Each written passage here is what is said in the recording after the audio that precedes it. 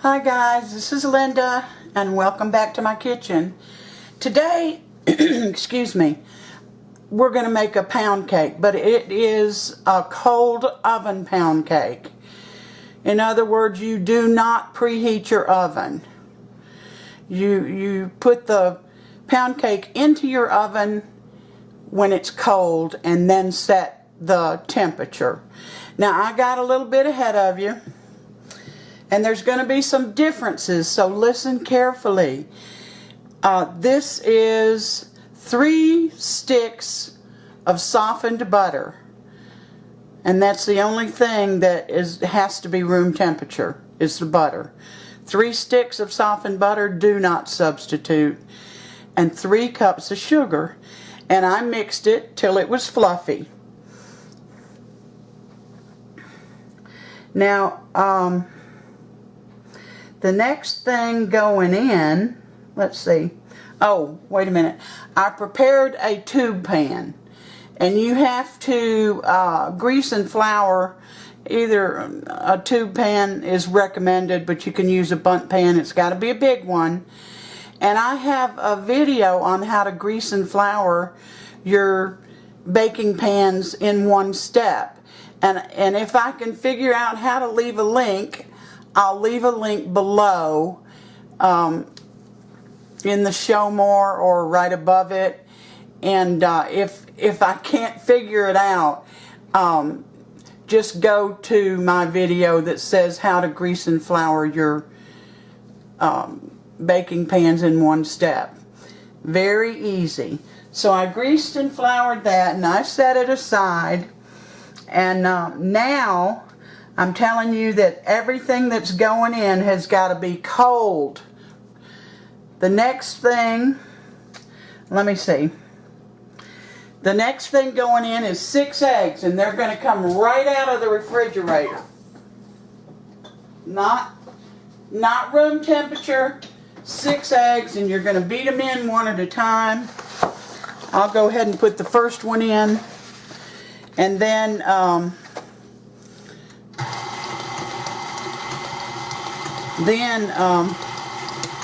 going to turn you off until I get all 6 eggs in there.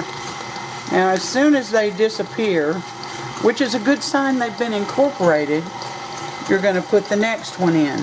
Alright, that was the first one. I'll bring you back when I've done the 6th one. Alright, I got my 6 eggs in there, incorporated. And now I'm going to alternate. This calls for cake flour, sifted cake flour, but I'm using White Lily self-rising flour. And it calls for 3 cups of flour.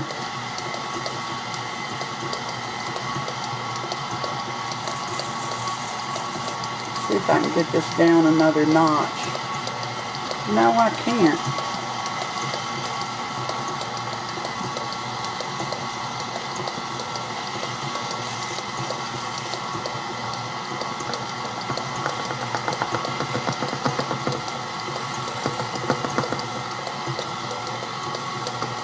Got a flour cloud going in here.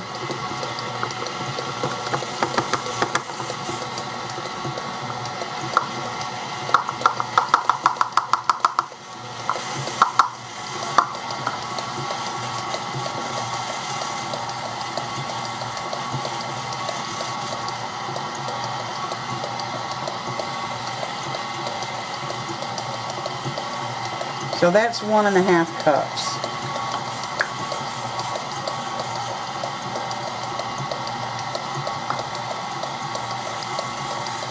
Woo. It also calls for a cup of whole milk right out of the refrigerator. I don't keep milk, but I have half and half, and that is just fine with me. That's what I'm going to put in. So I'm adding 1 cup of cold right out of the refrigerator, half and half.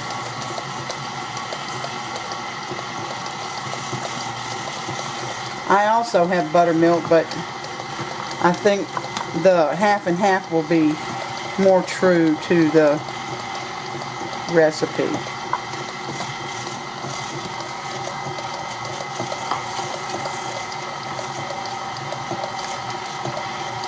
Had to add a little extra because I spilled some.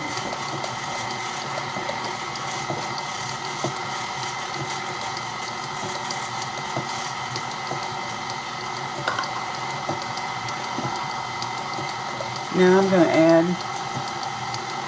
the other 1.5 cups of flour.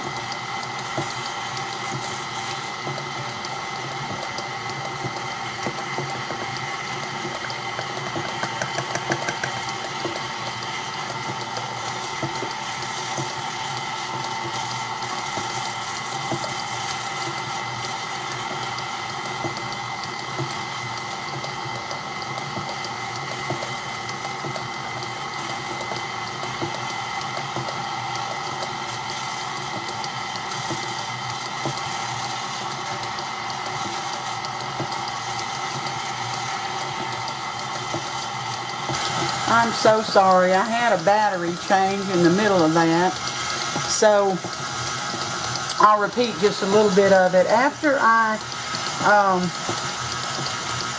incorporated the eggs and I alternated the flour and the milk, I added vanilla extract, 2 teaspoons. You can add any combination of extracts you want to, but I used 2 teaspoons of vanilla. And then you just let it beat for 2 minutes. And I scrape the sides down also. Now all I'm going to do is put this in my oven that is cold. It's a cold oven. I'm gonna after I get it in there where I want it, which is on the center shelf, the middle shelf, I'm gonna turn the oven on to 275, and it's gonna stay in there for 2 hours because the temperature is so low. 2 hours, guys, and we'll be back. Hi guys, we're back, and I have a confession to make. This is my second cake that I made. I made a grave error during adding the ingredients the first time around, and that was, instead of grabbing the White Lily all-purpose flour, I had put in self-rising flour, and that cake rose way out of the pan all the way through, all in my oven. It just billowed like it was horrible. So I scrapped the cake and I started over, and I followed the ingredients to a T, including using cake flour. And it said use all the batter. Well, I was afraid to. What if that wasn't the reason that happened? I don't know. So I didn't. I used most of it, and then I did a small dish. Here it is, empty. A small dish of the remaining batter. But as it turned out, it could have taken the entire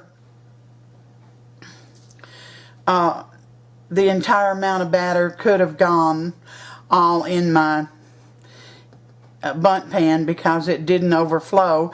And when you take it out of the oven, it'll cool and it'll sink some. Well, that caused the topping sunk, but what was around the sides stayed on the rim of my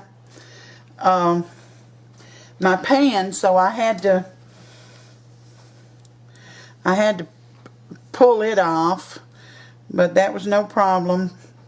Sam and I ate it. But I'm going to cut this cake, and Sam's going to sample it, even though he's already sampled some of it. And we're going to get right down in here. It's very, very crunchy. And that's one of the trademarks of a cold oven cake. It's very crunchy.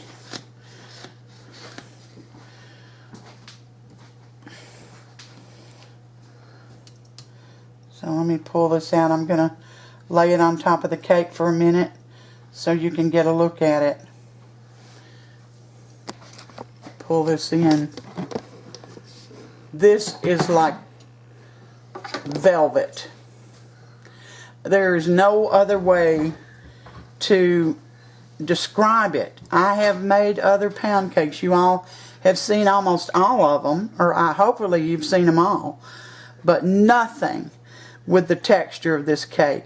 And another thing I want to tell you is I did sift that cake flour, and I sifted it 4 times. I was so worried about doing something wrong. But this is the cake right here. It's just a wonder. It's crunchy everywhere, and the inside is moist and tender and just like velvet. And here's Sam, our professional eater and taster. Linda's trying to take over my job telling you all this, but let me tell you, in all fairness, I have eaten a whole small cake. He ate that whole little dish I showed you. But listen, and I know y'all know that she's made, what, 4, 5, or 6 pound cakes. In my honest opinion, if you make this cake, you don't need any other pound cake recipes. Now the top, sides, bottom are crunchy. The inside part is light, airy, more. I mean, it's just, I'd put it up against any pound cake. If somebody told me there was one even better than this, I'd have a hard time believing it. He said all that before he took a bite, because he ate already a small pound cake. Well, I couldn't quit eating it. I mean, you know, now it tastes very old-fashioned. It tastes like it was cooked in an old wood hearth or something. I mean, and I'm old-fashioned anyway, so I just love it. And I think y'all will too. I certainly hope you will. But that's all I can say. It's just absolutely delicious. Well, I have to tell you, it took exactly 2 hours. Well, lacking about 2 or 3 minutes.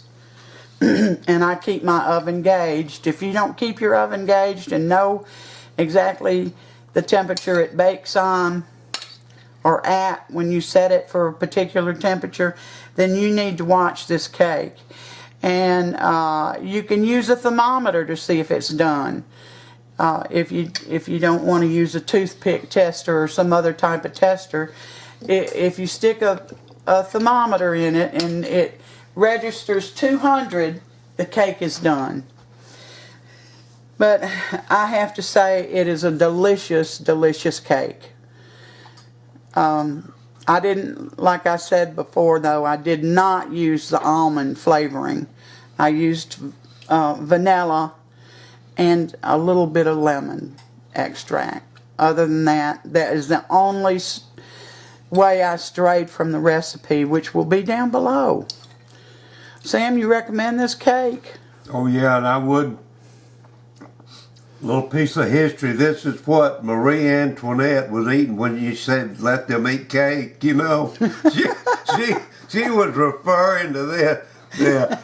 Is that right? Yeah, just a little bit of history there, but it's absolutely delicious. Y'all try this and throw all your other pound cake recipes away, and we'll see you next time.